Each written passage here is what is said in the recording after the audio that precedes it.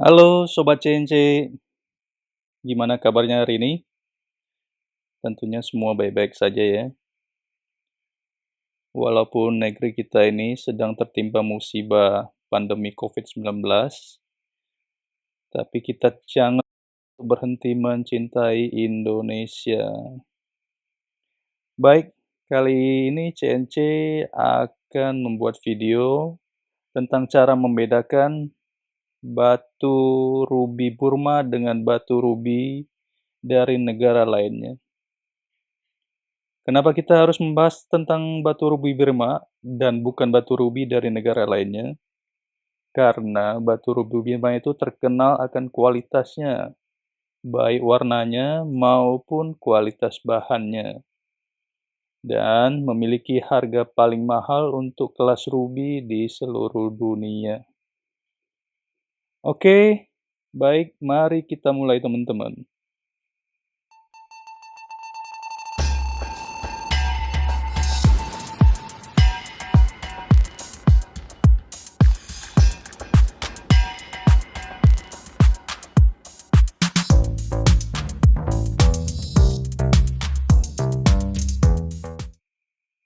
Sebelumnya kita bahas dulu ciri-ciri batu rubi Burma secara kasat mata. Jadi tanpa menggunakan alat, hanya menggunakan mata saja. Ciri yang pertama, serat batu rubi Burma itu lebih halus, berbentuk diagonal, kadang-kadang membentuk seperti sarang laba-laba atau patwa. Biasanya juga disebut sebagai serat sutra. Contohnya, batu yang sedang saya pegang ini ya teman-teman. Ini batu rubi Burma dengan serat yang halus, seperti serat sutra, seratnya padat. Atau contoh lainnya yang ini teman-teman. Ini juga rubi Burma. Bisa dilihat memiliki serat sutra yang halus dan padat. Itu ciri pertamanya teman-teman. Ciri selanjutnya, karena dia seratnya halus dan padat, menyerupai serat sutra, umumnya rubi Burma itu kelihatan lebih keras daripada rubi dari negara lainnya. Bisa kita lihat secara kasat mata, kelihatan lebih keras karena seratnya yang halus. Ciri berikutnya, rubi Burma itu umumnya memiliki body glass, body yang menyerupai kaca, dengan bling-bling seperti kaca. Ini yang sulit disamain ya teman-teman ya, oleh batu rubi dari negara-negara lainnya. Ciri lainnya, batu rubi Burma itu memiliki warna merah yang cerah, baik merah agak seperti merah darah atau yang biasa disebut pigeon blood, atau merah muda. Semua merahnya itu kelihatan lebih cerah dibandingkan rubi dari Afrika atau negara lainnya. Demikian ciri-ciri batu rubi dari negara Burma. Sekarang mari kita bahas batu rubi dari negara lainnya. Umumnya, batu rubi yang beredar itu di Indonesia kebanyakan berasal dari Afrika, seperti Tanzania atau Madagaskar. Contohnya rubi Afrika yang seperti saya pegang ini. Walau merahnya tidak kalah, tapi seratnya beda ya teman-teman ya. Serat rubi Afrika itu kelihatan agak kasar. Dengan mata telanjang kita bisa melihat seratnya itu agak kasar, atau bisa menggunakan loop ya untuk lebih jelasnya teman-teman. Ciri yang kedua, rubi Afrika atau rubi negara lainnya itu kadang-kadang terdapat gelembung udara di dalamnya. Bukan berarti terdapat gelembung udara itu batu rubinya palsu ya teman-teman, bukannya. Karena memang kadang-kadang rubi itu kita temui ada gelembung udara di dalamnya. Contoh rubi Afrika seperti yang saya pegang ini, atau yang loose stone seperti ini teman-teman ya. Bisa kelihatan ya, seratnya agak kasar. Warna batu rubi dari Afrika seperti Madagaskar atau Tanzania dari merah sampai kecoklatan. Warnanya tidak bisa menyerupai rubi Birma ya teman-teman ya, sebagus apapun warnanya. Jika dibandingkan dengan rubi Birma, kalah teman-teman. Kalah dari kecerahan warnanya maupun dari clarity-nya. Yang ketiga, ciri khasnya rubi Afrika itu bodinya tidak seperti batu rubi Birma ya. Kalau kita sebut tadi batu rubi Birma bodinya gelas atau kaca, batu rubi Afrika tidak bisa menyerupai rubi Birma. Walau kadang-kadang dengan kualitas yang terbaik, lumayan bagus untuk batu rubi Afrika, kadang-kadang kita jumpai menyerupai body glass, tetapi tetap kalah dengan rubi Birma. Terkecuali batu rubi dari negara Sri Lanka. Sri Lanka diketahui sebagai salah satu penghasil gemstone terbaik di dunia selain Burma ya teman-teman ya.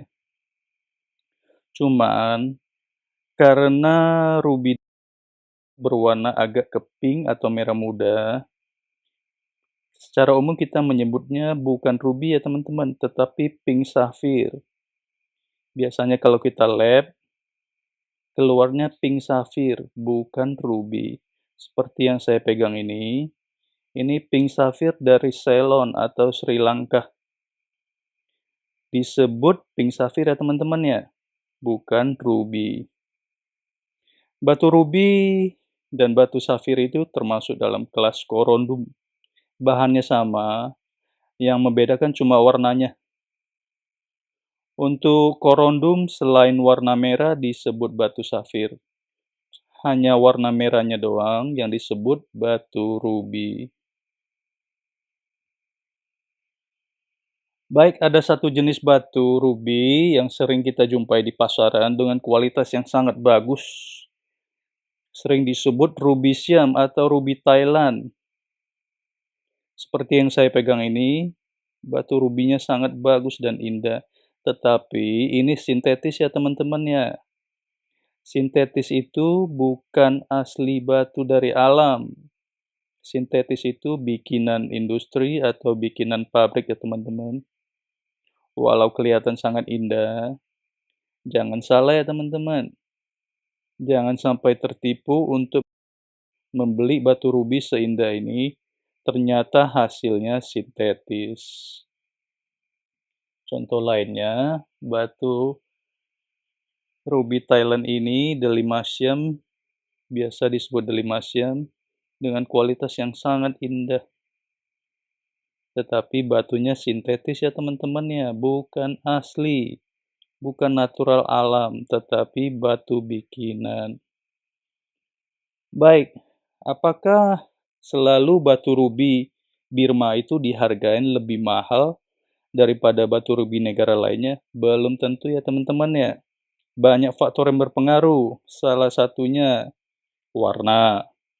Semakin merah warnanya, tentunya semakin mahal harganya. Yang kedua, clarity atau kejernihan. Semua batu ya, batu mulia terbagi dalam 3 jenis kejernihan ya. Yang transparan, semi transparan, dan opak. Tentunya yang transparan itu lebih mahal dari yang opak atau yang semi transparan. Yang ketiga, cutting atau bentuk batunya.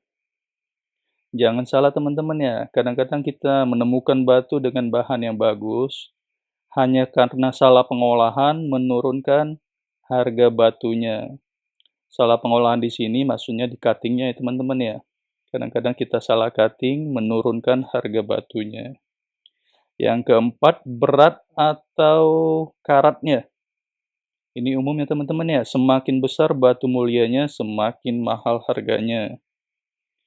Yang lainnya, treatment atau tidak treatment. Batu yang di-treatment tentunya berharga lebih murah daripada batu yang tidak di-treatment. Di-treatment maksudnya ada perlakuan khusus kepada batu tersebut. batu yang kualitasnya tidak begitu bagus, kita treatment menjadi bagus. Namun, sebagus-bagusnya batu treatment tidak bisa mengalahkan harga batu yang non-treatment. Yang faktor lainnya menentukan harga batu adalah fenomena khasnya teman-teman ya. Fenomena khas seperti apa? Contohnya batu yang saya pegang ini memiliki sedikit efek stir atau asterism. Itu menambah nilai dari batu. Mungkin faktor-faktor itu teman-teman yang menentukan harga dari sebuah batu mulia. Baik, mungkin video ini cukup sampai di sini ya teman-teman ya. Jika teman-teman ada pertanyaan mengenai batu rubi ini, cara membedakan batu rubi Birma dengan batu negara lainnya, boleh langsung hubungi kami di nomor WhatsApp 0815 830 5534 atau boleh tinggalin di kolom komentar di bawah ya teman-teman. Atau kalau teman-teman membutuhkan batu rubi Birma untuk dipakai atau dikoleksi, jangan segan-segan teman-teman, hubungi kami sekali lagi di nomor WhatsApp 0815 830 5534.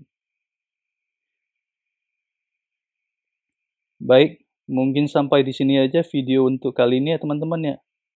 Terima kasih atas dukungannya. Terima kasih atas perhatiannya.